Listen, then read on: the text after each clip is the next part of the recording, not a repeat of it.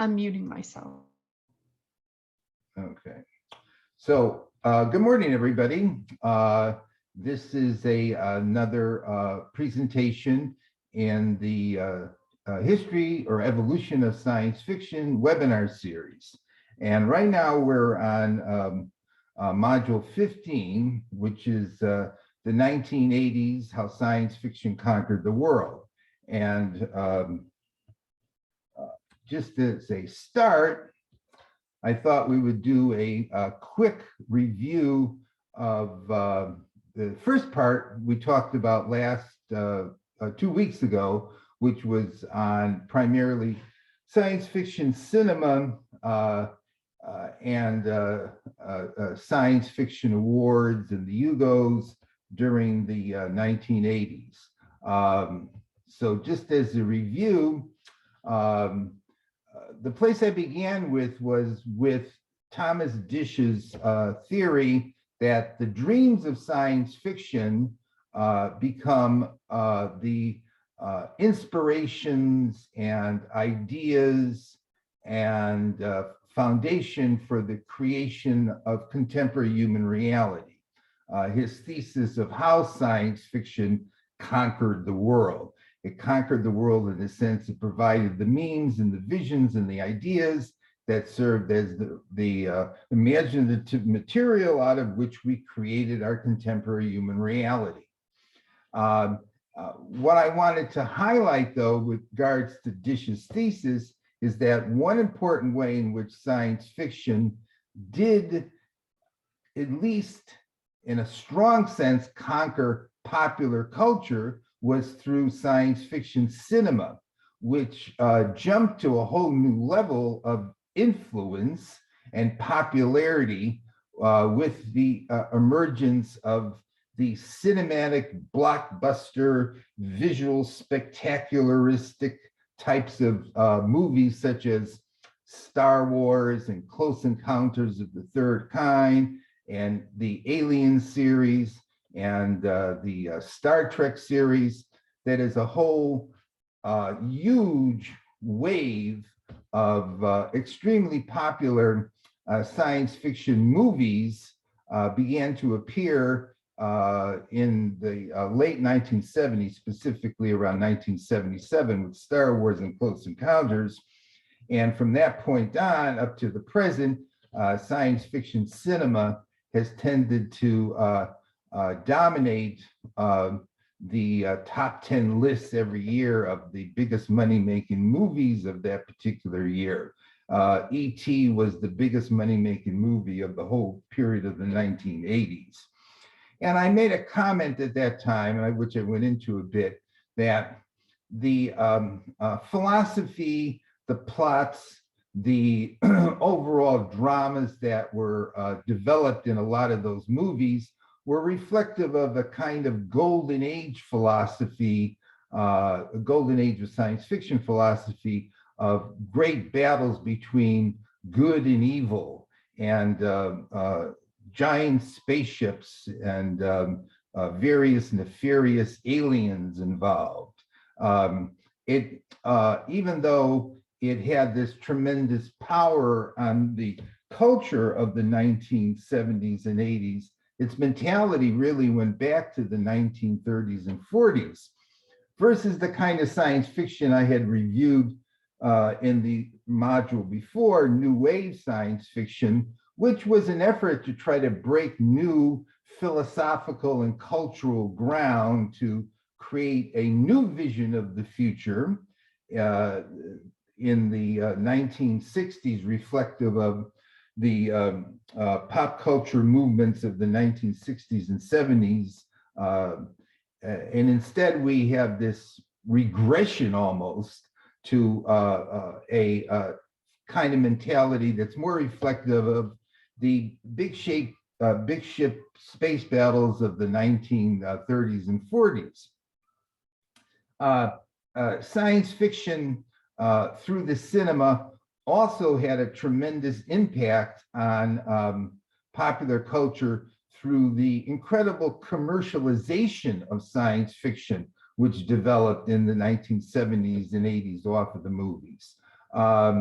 And I highlighted a number of movies. I could have gone into a lot more depth with them that I thought were the best science fiction movies of the era. And I nominated the two that I thought were the best, Blade Runner and Brazil.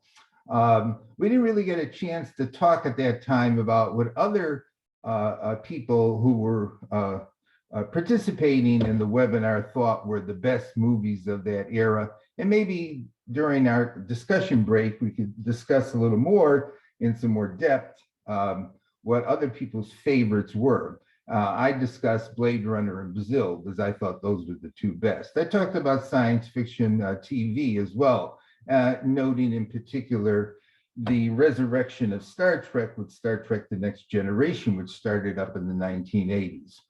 I mentioned that aside from the fact that more science fiction movies were made during that decade, there were a whole proliferation of new awards given out. More books were being published in science fiction than ever before.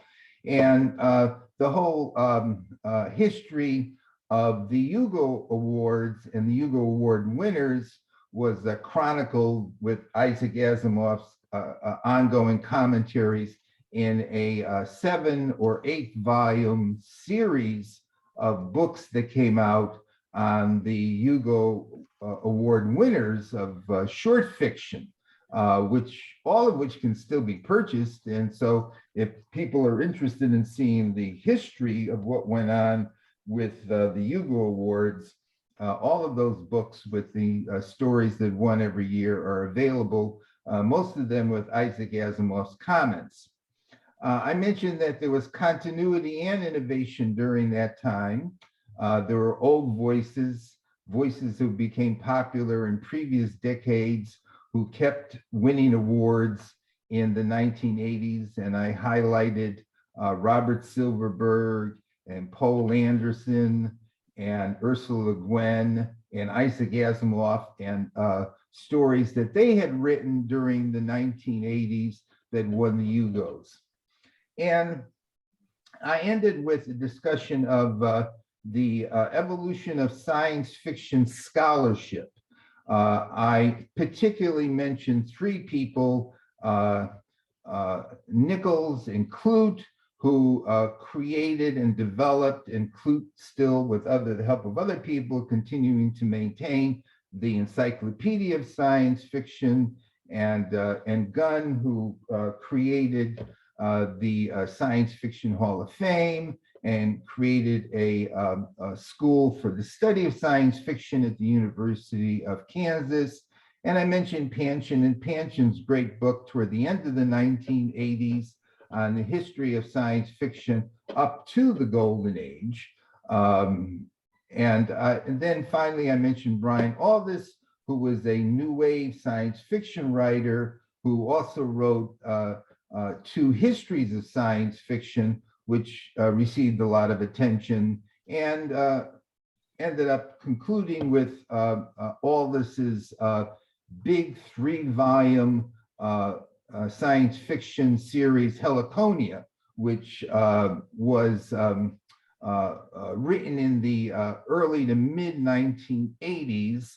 And I mentioned when I brought in Heliconia that in the coming decades, beginning in the 1980s, we began to see really gigantic science fiction novels, much bigger in terms of length than what we had seen before. I mean, Dune being one exception.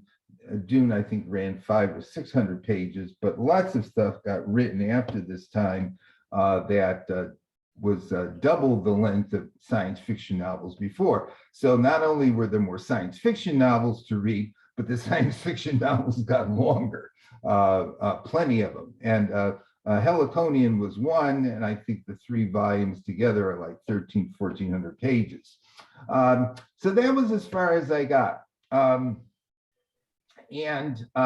mentioned right at the end, there were a set of science fiction writers who became popular in the 1980s that I wanted to discuss. And so today, what we're going to do is I'm going to talk about just 5 writers who were all very popular during the 1980s.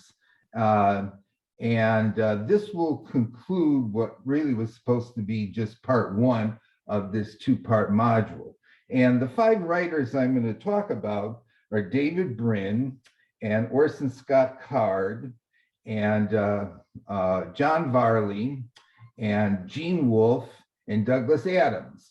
And they were all, and some of them are still actively writing today. They were all very good science fiction writers, unique in their different ways, and they all created some really great science fiction novels, if anything else. They also wrote lots of short stories too, but they were noteworthy in particular for the fact that they wrote some very good science fiction novels during the 1980s. And the place I'm going to begin, or the person I'm going to begin with, is David Brin. And David Brin presumably has a PhD in astronomy, according to the Encyclopedia of Science Fiction, although David Brin says he has a PhD in physics or astrophysics, I'm not sure. David Brin does have a PhD in a hard science as a starting point. And when I encountered David Brin as a reader of science fiction, I actually came at him kind of chronologically backwards. That is, the first science fiction novel I read by him was Existence, which actually did not come out until around 2012, 2013. And I used to teach a class on consciousness out at one of the learning centers here in Arizona. And we looked at various non-fictional books on consciousness, but along the way, we also did a discussion one day on Olaf Stapleton and Star Maker and Last and First Men, and we did a discussion on David Brin and his novel Existence. And so my first encounter with him was with the novel Existence. Interestingly, around the same time, I ran into him. He came to Arizona, to Phoenix, to do a presentation at ASU on the history of science and intellectual thought. You know, he's a science fiction writer. And during one of the breaks, I just went up and started chatting with him. And we've actually become friends, and we communicate back and forth with each other. David and I, together actually with Gerald, who's an attendee today, we did a couple panel discussions at the World Science Fiction Convention in San Jose a few years ago. And so David Brin is one contemporary science fiction writer who began to make his name in the 1980s, who I actually, and is continuing to write, and I do know, and we have chatted over time on various things connected to science fiction and the future. David Brin is a very noteworthy, and this is something to mention about him that futurists would find interesting.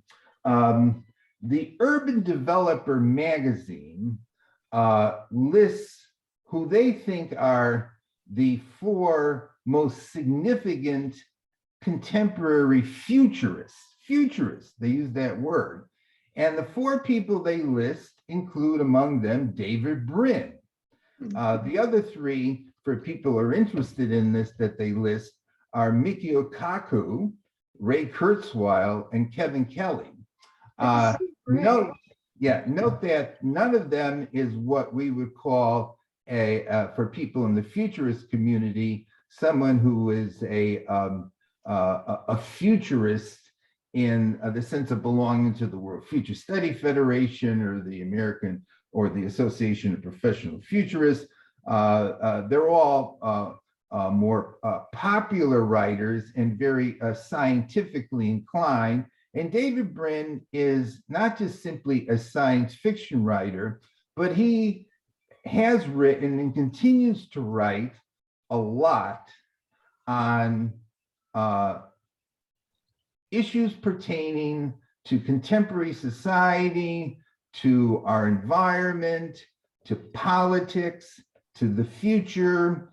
And as one person that I would recommend if you're of the inclination, he has a really great and informationally rich website. He has a blog up there. He has various discussions of different contemporary themes, and I'll come back to that in a little bit. And so he has made his name in science fiction, made his name as a science fiction writer, but his interests and his impact are much broader than just simply through his science fiction. The image I have up there is from his novel Existence, and Existence takes place in the 21st century, and in the 21st century, we are contacted by aliens, but indeed we're contacted by many, many different aliens in virtual form. And and I'll talk more about Existence as I go through my discussion of David Brin. But David Brin's emergence in science fiction as a significant writer. In fact, the Encyclopedia of Science Fiction says that David Brin was the most important hard science fiction writer of the 1980s and 90s. And you know, you could debate that, but he clearly incorporated into his science fiction a lot of physics, a lot of chemistry, a lot of biology, biotechnology, a lot of environmental science thinking, in which he framed his stories. And the ones that he became well known for to begin with were part of his Uplift Uplift series. The first one was Sundiver. The second one that came out was Startide Rising, and the third one, the Uplift War. Startide Rising won both the Hugo and the Nebula as the best science fiction novel of the year, and the Uplift War won the Hugo as best science fiction novel of the year. The basic idea behind these novels, this series, is let us imagine a galaxy in which a long, long time ago, there was an advanced alien species that began to, through genetic engineering and other technological types of manipulations, take intelligent species on different planets and artificially evolve them so that they became sentient, conscious, and technological civilizations. And all of the intelligent species that exist in our galaxy have been uplifted by the progenitors who existed in our galaxy billions of years ago and are responsible for bringing everybody else along, except for one species that seems to have been able to achieve conscious technological civilization on their own, and that is humankind. Startide Rising takes place approximately 500 years in the future, where we have a human manned spaceship, but also included in the crew are intelligent, uplifted dolphins who've been biotechnologically engineered to become cooperative sentient creatures with the humans. And they crash land on a planet that's got a lot of ocean on it, and they're being followed and chased by aliens who want to get this secret from them. There's mutiny. Oh, and there's also uplifted intelligent chimps in this as well too. So Brin takes the idea that we can artificially evolve biological species to higher levels of consciousness, and he plays around with that with dolphins and chimps. In the Uplift War, which I think is the most entertaining or best of the Uplift series, we're on an alien planet that humans have been given responsibility for monitoring and caretaking, and this crazy alien species who look like giant colorful birds decide to invade the planet, take the humans hostage, and control the planet.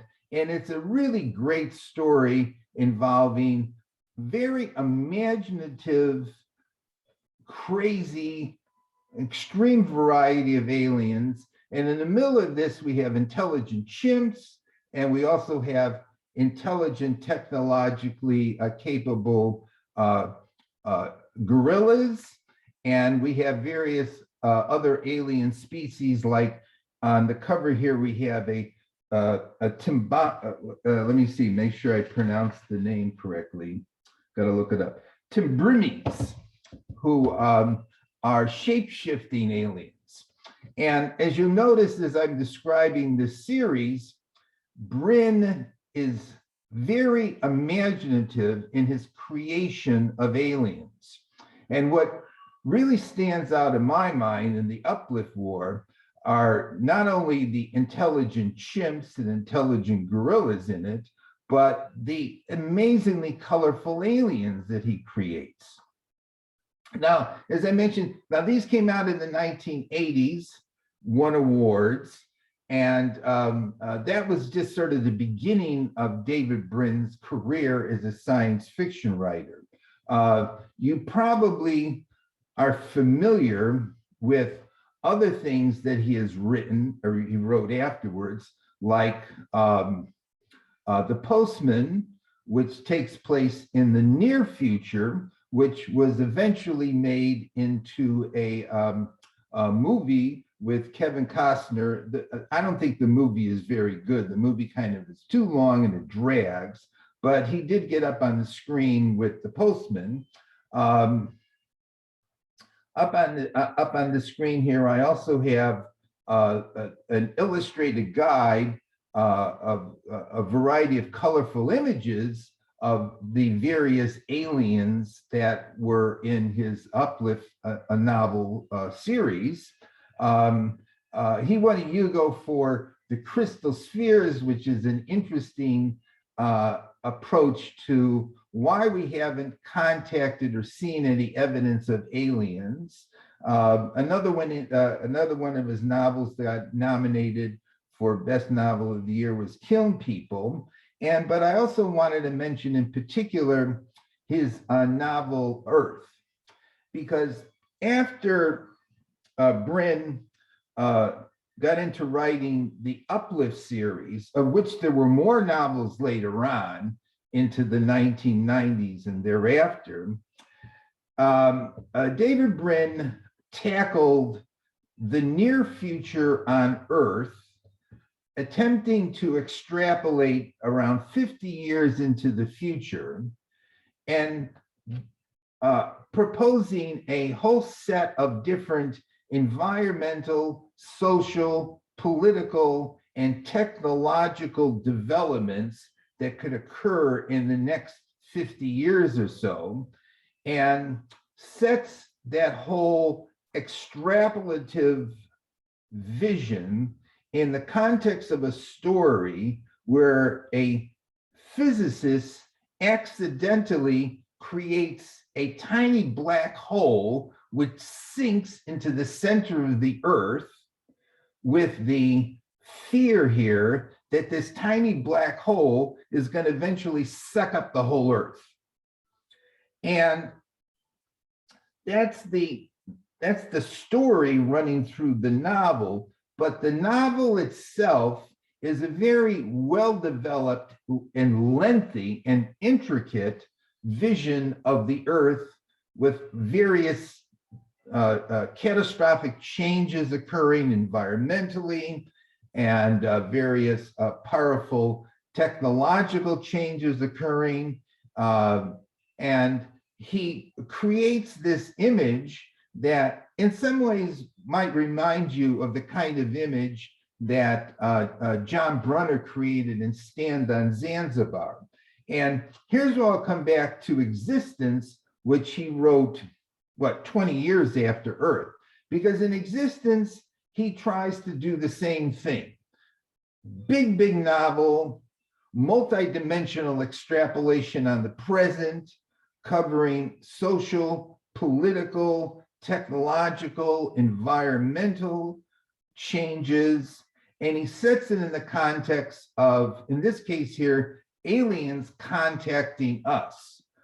And even though the alien contact story embedded in it is interesting, what's very noteworthy is how Brin attempts to develop really rich narrative projections of the Earth, say 50 years out into the future, and does it in a science fiction novel. Between Existence and Earth, you see how a science fiction writer can create a very thought-provoking and solidly grounded, very comprehensive, futurist, plausible vision of what is to come, and with great intricacy thrown in. The same way that John Brunner tried to do it in Stand on Zanzibar 20, 30 years earlier, David Brin throws in lots of background information through the whole thing. He also gets very philosophical and cosmic in that both with Existence and with Earth, both of which I recommend if you want to read 700, 800-page books, but they're worth it in one sense. He also throws in these philosophical ongoing discussions of all the different ways in which humanity could go extinct, why intelligent life throughout the universe might bite the bullet, all the different ways in which that could happen, connects that all in with contemplations on the whole idea of the heat death of the universe, and provides in Existence a very extensive list of answers to Fermi's paradox of why we don't see any evidence in the skies of any kind regarding the presence of intelligent technological aliens. So if you want an introduction to ways in which we go extinct, why don't we see any aliens, can intelligence survive in the universe, David Brin, while he's telling stories, is also attempting to throw lots of information in on that. So you get a very rich scientific, technological education on possibilities to come, and you get good philosophical discussions about the future of humanity, and you get a very rich futurist projections of human society. And so David Brin is combining together things that futurists do with things that science fiction writers are doing. And those two books in particular, I would recommend as rich extrapolations of the relatively near future and multidimensional. Keep that in mind. He's got an education in the hard sciences, but he talks a lot about society, about politics, about all the other soft science dimensions of human reality. Now, David Brin has also written non fiction. And I have up here 3 books that he has written, or one he edited, 2 he wrote. The Transparent Society, which actually was the first book that I read by Brin, even before existence, arguing why society has to become increasingly transparent and less secretive, that we should open up our visibility to each other even more so. And then Vivid Tomorrows, which he actually sent me, what is it, about 2 years ago? He sent me a proof on it to read, which are his reviews of various famous science fiction movies of the last 30, 40 years. And David Brin has certain ideas about what's wrong with most science fiction movies that get produced, and in particular, his criticisms of why we have so many bleak movies, because David Brin fundamentally is an optimist about the future. An optimist in the sense that he sees challenges, he sees difficulties, of course, more stuff to come, but that humanity and intelligence will find a way to deal with these difficulties and continue to move forward and evolve. David Brin is an evolutionist, and he's an evolutionist with the belief that through science, through reason, we can, and through technology, we can continue to evolve our species, we can continue to evolve human society, and it's our responsibility to do the best we can with it, and to be guided by fundamental rationality and a scientific mindset. And so I definitely recommend, if you haven't ever gotten to David Brin, get into David Brin. There's lots of ways to get into him. And of his science fiction, I found The Uplift War the most interesting and fascinating and entertaining of his various novels. And he continues to write.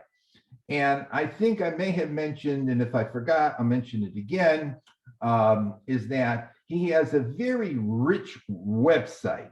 Lots of stuff up there that you could read, that he has written. He has a blog that he continues to write on. Right now, he's writing about gerrymandering and about the Ukraine crisis. So he's very attentive to current affairs.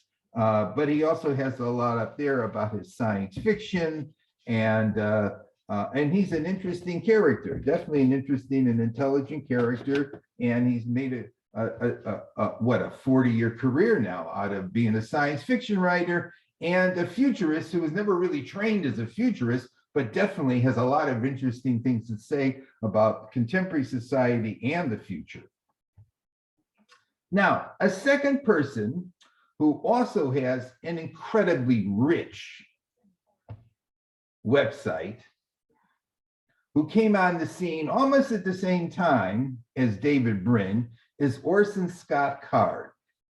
And here's a picture of Orson Scott Card when he was a young man. And here's an image of his first collection of stories, Unaccompanied Sonata.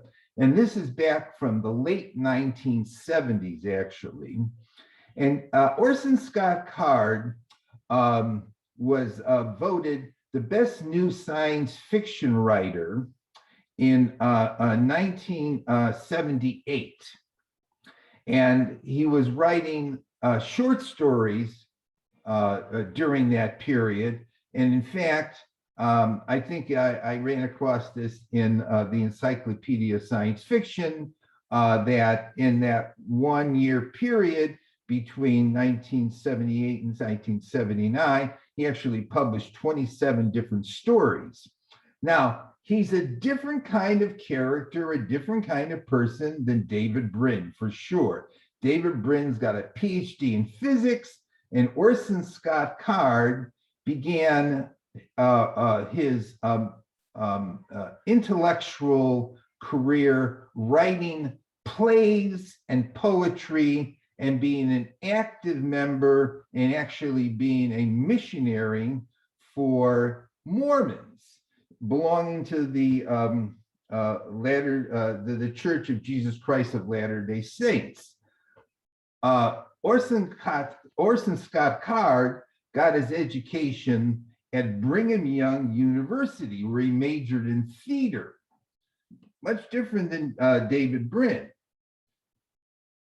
And if you look at Card's writings, you can see a more, what would I call it? I don't know if I want to say it's theological, but you could see the influence of a humanistic, spiritual kind of mind and work in his science fiction. Just like David Brin has been very prolific for the last 40 years, Orson Scott Card has even been more prolific as a science fiction writer over the last 40 years. He came on the scene in the late 70s, early 80s, and since then, he has published at least 50 science fiction novels. On his website, you can find his blog, which has thousands of entries running back for 20 years. He has lessons for how to learn to write science fiction. He conducts workshops. He actually has his own store where you could buy things connected with Orson Scott Card in his writings.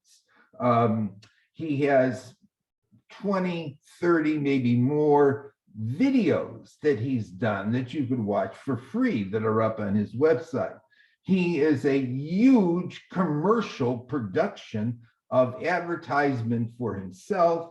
He's a huge educational production in him attempting to teach people about writing and to help people become, proficient science fiction writers or writers in general. And he, off the top, even though at times you can see that he does understand science, he basically came into writing science fiction through his interest in writing plays and writing poetry and writing fantasies that were connected with his religious thinking. So he came at it a bit differently than David Brin did. But in the 1980s, well, let me mention one thing before I go further. Okay, one of the stories that Orson Scott Card published in the late 70s was a story called Ender's Game, but it was just a short story where he made his big name in science fiction. Was in the mid 80s, he published Ender's Game, the novel, in 85, and a year later he published Speaker for the Dead.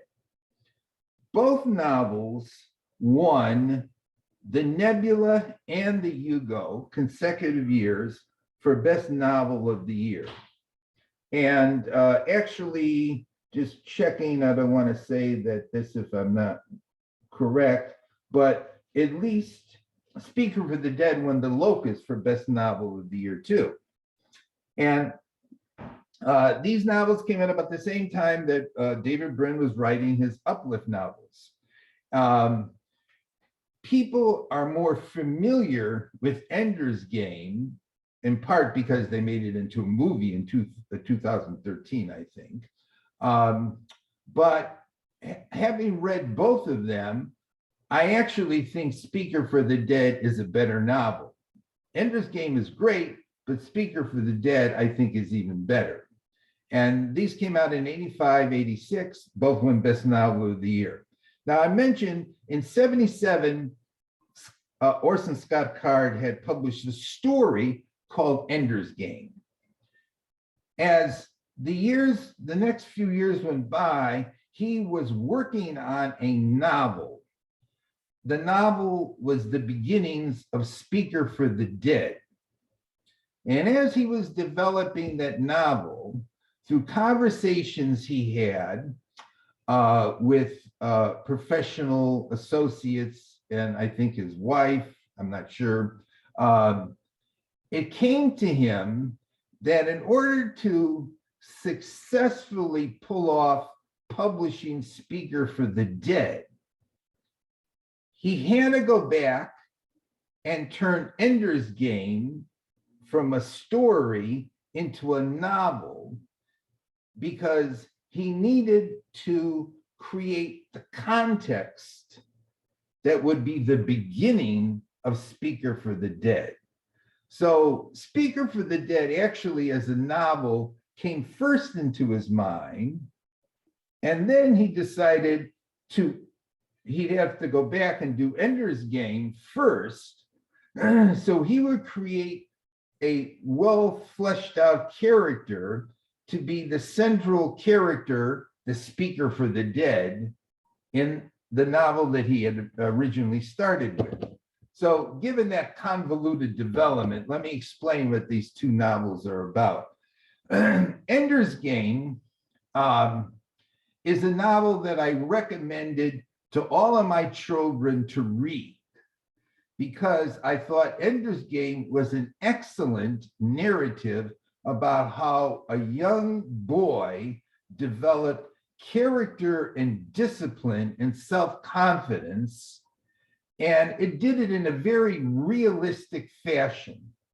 Wig and Ender, and this is in the near future, or not that near, maybe a few hundred years ahead in time, is a genetically engineered child who is placed in a training facility to culture and develop children as warriors to fight against this alien species who presumably threatens the existence of humanity. And Ender has to go through all of these physical and psychological ordeals to go from the mind of a boy to the mind of a great warrior. And through all of this psychological challenge, he has to contend with a brother who is a psychopathic character who tortures him repeatedly throughout the story. And he eventually learns how to command a group of similarly enhanced young children to conduct virtual reality battles with these presumed alien invaders. And as I said, I gave this book to my kids to read because I thought this will teach you, reading this book, something about character development done really well in Ender's Game, how Ender is transformed. And so right off the bat here, you should note that Ender's Game is in lots of ways primarily a psychological science fiction novel, and it does very well at that. It has this incredible surprising ending because Ender thinks he is training to do battle with the aliens, and he destroys the alien world and the whole alien fleet. And then he's told that it wasn't just simply virtual reality, but he actually was in command of the forces of the Earth, and they actually wiped out all of the aliens. And so he's confronted at the end of the story, the end of the novel, with the fact that he has committed xenocide, that is the extermination of an entire species of intelligent life. And he goes into a deep depression and takes off and leaves the Earth and wanders through space for thousands of years from our point of view.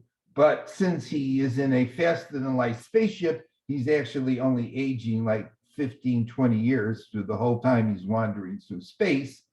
And he takes on the role of becoming Speaker for the Dead, where he goes to different planets and delivers eulogies for well-known or famous people on different planets as the Earth begins to colonize our local star systems.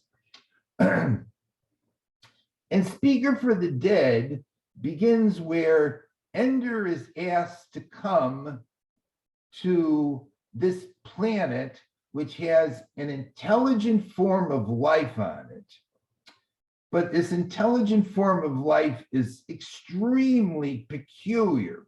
And here, Orson Scott Card excels at imagining a very strange kind of intelligent life. And to elaborate on what I mean by strange, these creatures kill themselves, eviscerate their insides, and plant trees in their bellies. And they not only do that to themselves, they eventually do it to some human scientists studying them. And so Speaker for the Dead turns into this very rich and fantastical study of these strange aliens who are being studied by humans who are trying to figure out these aliens. Ender coming to deliver a speech as the Speaker for the Dead, making contact with the humans and the aliens, who are being run by a bunch of Brazilian Catholics, by the way. And we end up with a very, very rich and imaginative story with a mystery involved in it. Why did these creatures kill themselves and plant trees in their bellies? And in the end, Ender gets married. I won't tell you anymore because actually the whole series is going to continue even further. Ender's Game and Speaker for the Dead are two novels that you always find in bookstores. If you go into bookstores looking for science fiction novels, they've stayed very, very popular through the decades. And here we see Orson Scott Card, significantly older now. This is a more recent picture. And Xenocide is another one in the series of the Ender sequence. And as I mentioned, Orson Scott Card has written at least 50 novels, and he actually started to write, he started writing another series soon thereafter, which were the Prentice Elvin series, which began with, where are we? Yes, I lost my place here. Began with The Seventh Son. This is sort of toward the end of the 1980s. And these novels, of which there were a series, Seventh Son, Red Prophet, Prentice Elvin, they won Locus Awards frequently for best fantasy novels. And they're a retelling of the life of the Mormon founder, Joseph Smith, in an alternate Earth reality. So they're fantasy, but they've been very popular, and he's continued with that series. He continued with the Ender series through the Ender Shadows and the Ender Quintet, and stories about earlier wars with the aliens. And as I mentioned, he's done like up to 50 novels by this point in time. But I highly recommend as two of the best novels of the 1980s, in particular, Speaker for the Dead. Two of the best novels of the 80s were written by Orson Scott Card, and they both won the Hugos and the Nebulas. And going to his website is a real fascinating trip because there's a great deal up there, and you could listen to Orson Scott Card talk about himself and about his science fiction, about his belief in God, about his theological beliefs in general, et cetera, over an extended period of time. So he's a second very noteworthy individual in science fiction, which has created this immense amount of scholarship and teaching, along like with David Brin, but coming at science fiction from a totally different direction than David Brin did. Now, the third noteworthy writer of the 1980s I'm going to mention, who isn't as well known as Bryn and Orson Scott Card, but definitely was a very good writer and a very imaginative writer, especially in the 1980s, early 1990s, was John Varley. I have an image up there, which you can see in the background. This image is a art or painting of some of the creatures that exist in John Varley's novel Titan, which we will come to in a moment here. But I just put up there a bunch of Varley's better known novels and collections of stories. Varley, according to the Encyclopedia of Science Fiction again, and note I keep mentioning them, and I mentioned them last time, because I always recommend them as a great resource to start with if you want to get a very compressed overview of a writer, of books, of basic science fiction concepts.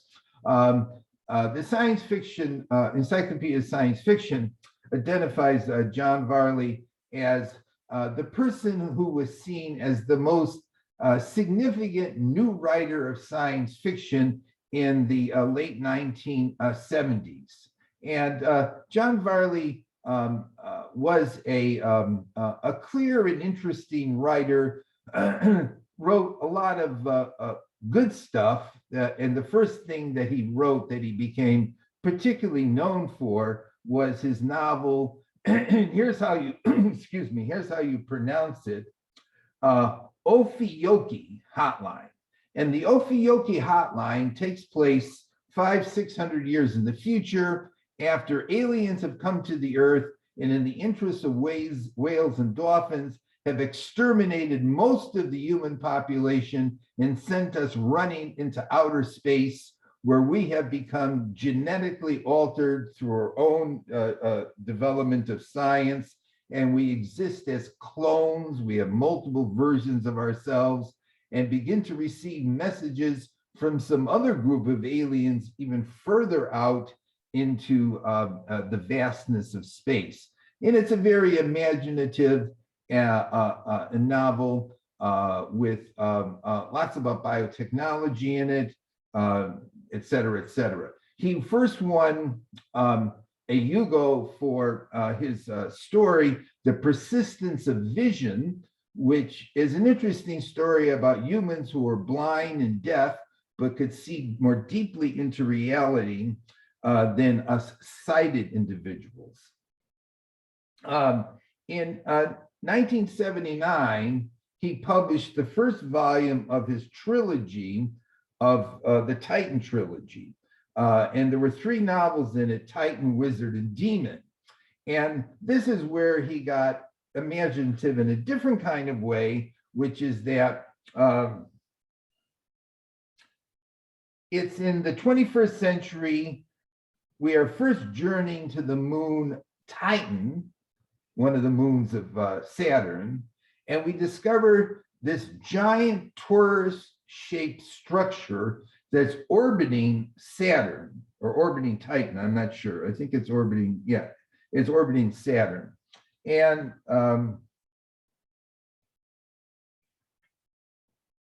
excuse me, I just had a drink. And the human spaceship crashes into this giant structure and finds inside of it this artificial ecology with centaur aliens and other strange creatures. And this ecosystem, in fact, the whole structure, seems to be under the control of this super intelligent, computer-infused mind that calls itself Gaia, that loves to watch old American movies and identifies with old American movies. And through the 3 novels, Gaia becomes increasingly crazy and eventually materializes itself as a giant Marilyn Monroe. It's a work of great imagination. There's lots of really interesting aliens. His vision of this artificial satellite orbiting Saturn is very intricate and well developed. And none of the novels won Best Novel of the Year, but they clearly were, very good, very well-known novels of the 1980s. Where Varley has impressed me most is with his short stories or medium length. Press Enter is one of the most effective and spooky novellas, I think, science fiction novellas, about the intrusion of technology surveillance. It begins with a guy sitting in his apartment, getting a phone call that he needs to go next door to his neighbor's house immediately. And when he goes next door to his neighbor's house, he finds his neighbor dead and the computer screen on with the press enter light blinking.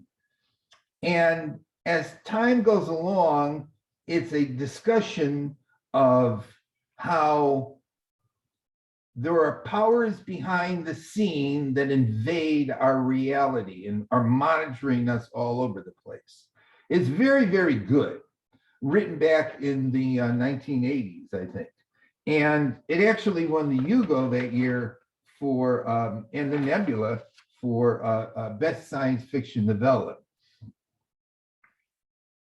He also wrote Millennium, which they made into a movie about humans from the future who come back in an attempt to take people just before they die and bring them back into the future to a future world which is in a disastrous state of decline. And Steel Beach, which he wrote early in the 90s, which in fact takes place on the moon in the same line, storyline that the earlier novel Afioki takes place in, the Afioki Hotline.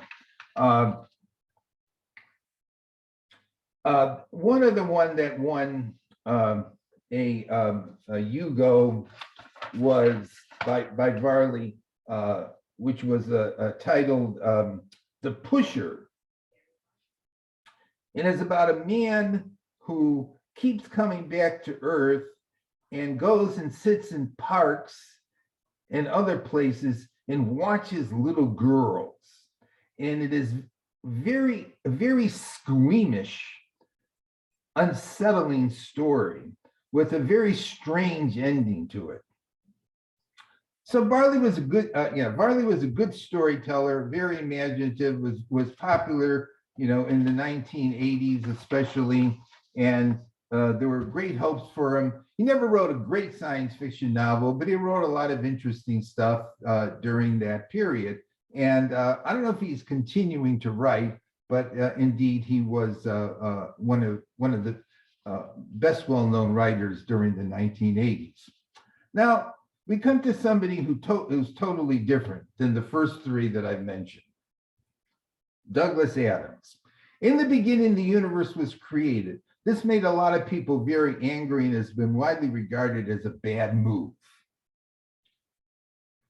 And that sort of sums up the kind of way in which Douglas Adams wrote, where Bryn started as a hard science student, graduate student with a degree, and Card started off as writing plays. Douglas Adams began writing radio scripts. That's how he started, how he became, how he got into science fiction.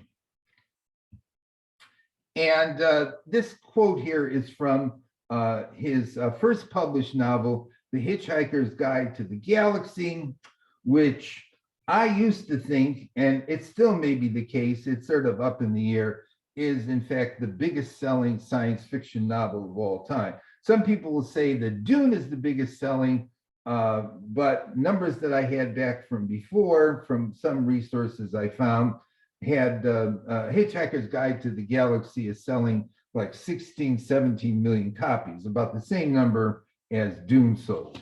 Now, where Card is a theist, Douglas Adams was an avowed atheist. And perhaps in pop culture, he's best known for his very famous, "The ultimate answer to life, the universe, and everything is 42." And that line is contained in The Hitchhiker's Guide to the Galaxy. In fact, throughout The Hitchhiker's Guide to the Galaxy, which started off as a radio show in Great Britain, there are an incredible assortment of very philosophically bizarre and funny lines and ideas. Douglas Adams is probably, I would say, the funniest science fiction writer, even more funny than Vonnegut, ever to come on the scene. What he did write in a short period of his life is hilarious and at the same time amazingly inventive. As I mentioned, his starting point was writing radio shows, and he wrote shows for Doctor Who, and he also wrote scripts for and participated in episodes of Monty Python. He was also friends with David Gilmour of Pink Floyd and played in Pink Floyd's band at different times. And at Douglas Adams' funeral, David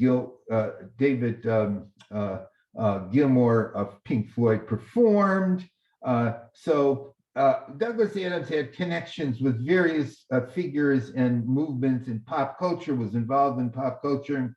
And back in 1978 through 1980, started to do the radio series, The Hitchhiker's Guide to the Galaxy, which became very popular and became a TV show and a TV series, and then eventually, very soon thereafter, turned into a series of books. And the first three were The Hitchhiker's Guide to the Galaxy, The Restaurant at the End of the Universe, and Life, the Universe, and Everything. And in case you've never run across this 42 quote before, which comes out of The Hitchhiker's Guide to the Galaxy, The Hitchhiker's Guide to the Galaxy starts off on the planet Earth, where one individual is approached by the second person, who actually is an alien, but looking like a human. And the second person, I won't give you names because you're going to forget them. The second person, who's the alien, takes the human and they hitchhike onto an alien spaceship, which is coming through our solar system to blow up the Earth, which it does, and takes our poor human who has survived the end of the Earth on escapades through the universe. And along the way, there are various stories and events that occur. And one story that is chronicled in The Hitchhiker's Guide to the Galaxy is that a long time ago, a super intelligent species in our galaxy created the ultimate computer, Deep Thought. And they asked Deep Thought, what is the ultimate answer to life, the universe, and everything? And Deep Thought told them to come back in a couple million years after it had a chance to think about this question. And when the aliens came back after a couple million years and asked Deep Thought, what was the answer, the ultimate answer? Deep Thought said that the ultimate answer to life, the universe, and everything is 42, which of course makes no sense at all. It made no sense at all to the aliens. And so Deep Thought told the aliens that they need to build an even more powerful computer, which is going to explain to them what the ultimate question is, so they'll understand what the ultimate answer is, that it is 42. And so they do build an ultimate computer that is going to provide an explanation of the ultimate question. And that ultimate computer, it turns out, is the planet Earth. So things get rather convoluted here. So throughout these novels, as I said, there's just an unending series of comical insights, comical characters. They eventually do find out what the ultimate question is, which is somehow lodged in the mind or the brain of a human who has been taken on these escapades, which involve going to have lunch at the restaurant at the end of the universe. Excuse me.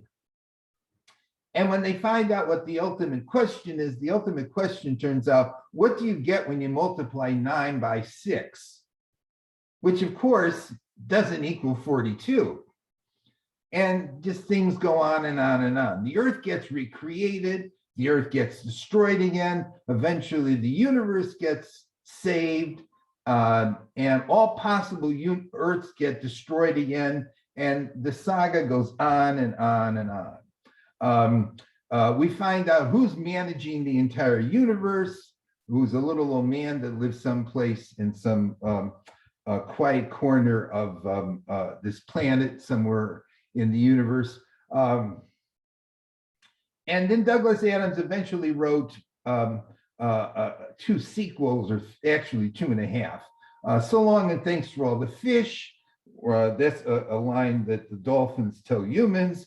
Mostly Harmless. Mostly Harmless is where all versions of the Earth get destroyed all over again after it's been rebuilt. And then he never finished The Salmon of Doubt, which was a one final novel in the series. Along the way, he also published with John Lloyd, The Meaning of Life, or The Meaning of Life. This book will change your life. He wrote that along the way here.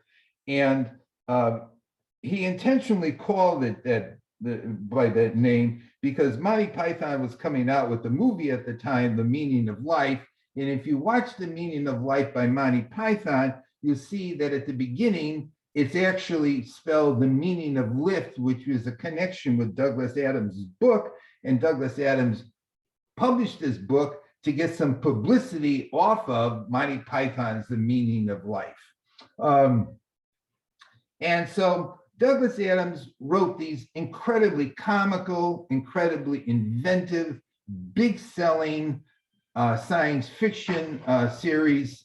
And one thing I should just mention before I go on to the final writer is that according to Douglas Adams, the idea for the Hitchhiker's Guide to the Galaxy came to him one day when he was lying on a hill in the grass, drunk, near Innsbruck, Austria, looking up at the stars.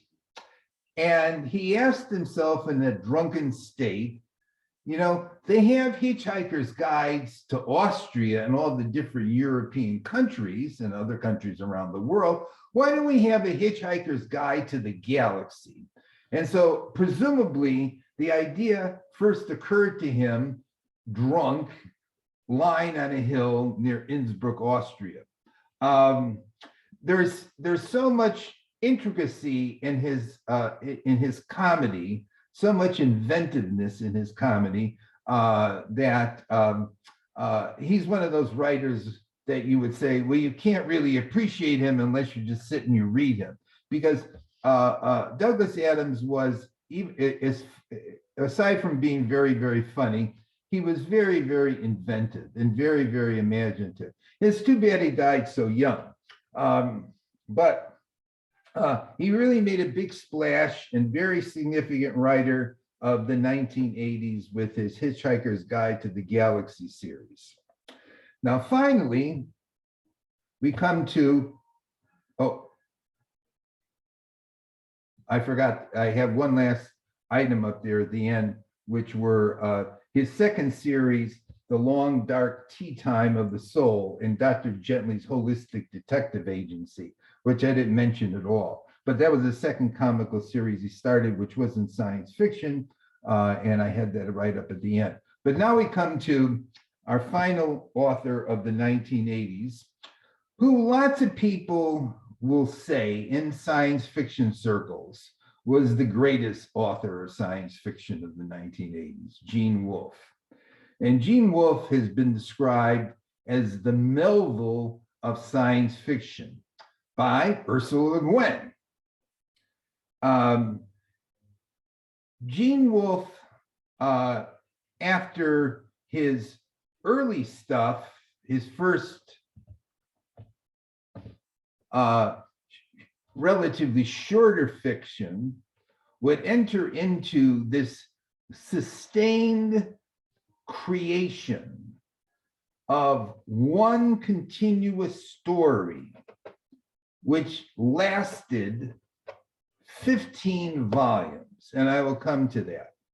But the first, when I first came in contact with Gene Wolfe was in a story that he wrote in 1980, actually, The Island of Dr. Death and Other Stories. And it was a story about a little boy who lives on an island and is ignored by his drugging mother and buys a book called The Island of Dr. Death. And as he begins reading the book, the characters from the book begin to appear around him in reality. And it's an extremely effective and strange story, written in 1980. I also ran into him reading The Fifth Head of Cerberus, who is the three-headed dog who sits guarding the gates of hell. Except in this novel, or it's actually three stories organized as a loosely constructed novel, we have five heads, and the fifth head is the narrator of the story. And it's about a man who kills his father, and it turns out he is a clone of his father, so he's actually killing himself. And it's an interesting kind of bleak a science fiction story.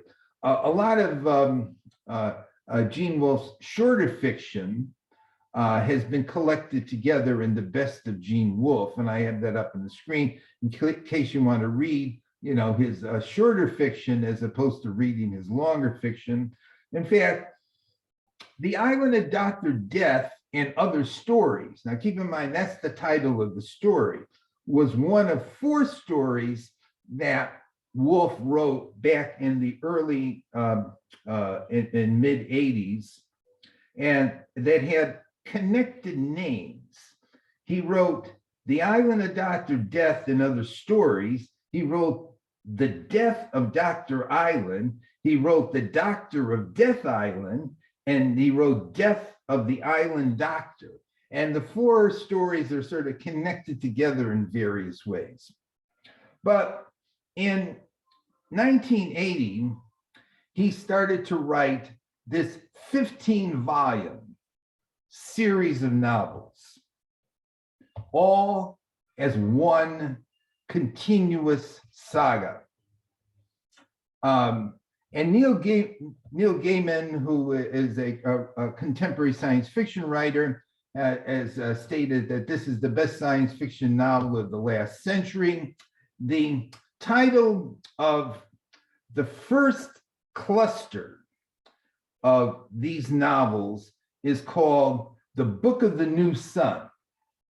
And I have up there images of the first four volumes: The Shadow of the Torturer, The Claw, The Conciliator, The Sword of the Lictor, and The Citadel of the Autarch, of the Autarch. And then the concluding one, the Earth of the New Sun, which belongs with those four. And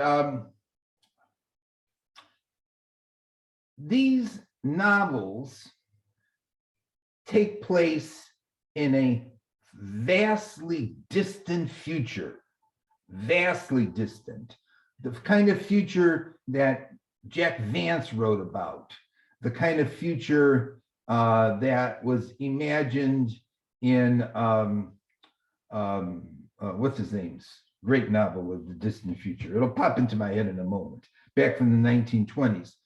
Millions and millions of years in the future, everything has significantly changed.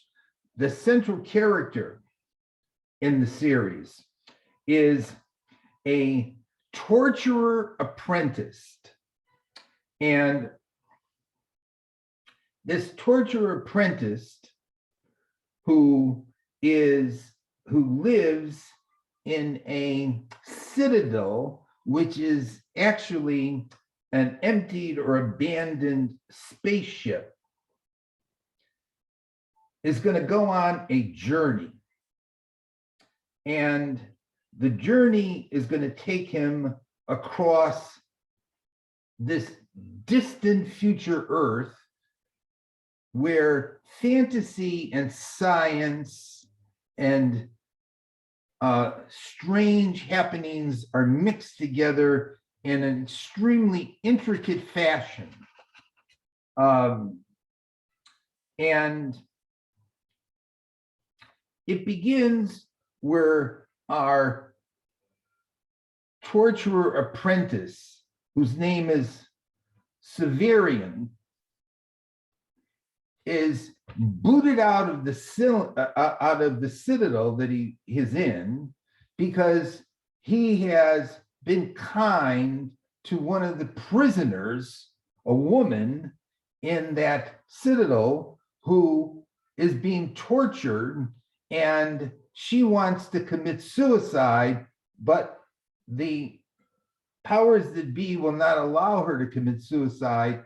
But Servian, our apprentice torturer, helps her to commit suicide. And so out of his own kindness, he's punished for his kindness, and he's booted out and told he has to wander around, and he is given a sword that he takes with him, and he goes on this trek to eventually find the leader or ruler of this very distant future Earth. Along the way, we encounter people from the dead. Humans participate in cannibalism, where he eats actually part of the woman he was allowed to die. We encounter aliens. We encounter very distorted and strange humans, robots. We encounter these very intricate psychedelic kinds of settings, a hall of mirrors, a botanical garden. And it is all told in an incredibly rich and intricate language. If that line, you got to read him in order to appreciate him, applies to anybody, it would apply to Gene Wolfe and this series that he begins. Now, as I mentioned, these first five here all belong to the Book of the New Sun. And he actually wrote, after he completed those five, he wrote a nonfiction book, The Castle of the Otter, which is essays explaining the first five in the series. But after he finished those, he continued the series with a second series that is a spin-off from the first, which is the Book of the Long Sun, and then the Book of the Short Sun. Now, if I'm computing this correctly, there's 4, 7, So that's 12. Okay, I overestimated. There's 12 books in this series, starting with the Shadow of the Torturer. And it turns into one gigantic a narrative, because by the time you get to the end of the whole thing, Servian, it is revealed, is the foreseen Messiah who will bring about a new sun for a new earth. And at the end, you meet Servian when he is young, before he goes on his long trek and adventure, as he eventually fulfills this prophecy, this premonition. It is possible I already have some presentiment of my future, which is how the first novel begins. And keep in mind, the thing that throws you psychologically at the start is that our central protagonist, who is going to go on this incredible adventure, who turns into a Messiah-like figure, who it is revealed will save all of humanity, he's a torturer. And through the various novels, he actually, in fact, kills a variety of people in various officiated ceremonies with his sword. And so he's not exactly what you would imagine as being a typical kind of heroic protagonist. So anyway, highly recommend, if you want to get into it. It's a real trip to get into. The Book of the New Sun. And each novel, you know, in and of itself, you could sort of read one, you could read two of them, you could read three of them. To go through the whole series would take a couple of years. He's a person of immense imagination, strangeness, rather deep, elusive meaning, and a very alien and totally different kind of reality somewhere way, way out there in the far, far distant future. Okay, so that's where we will stop. Those are the 5 authors I wanted to talk about. Now, can I stop sharing?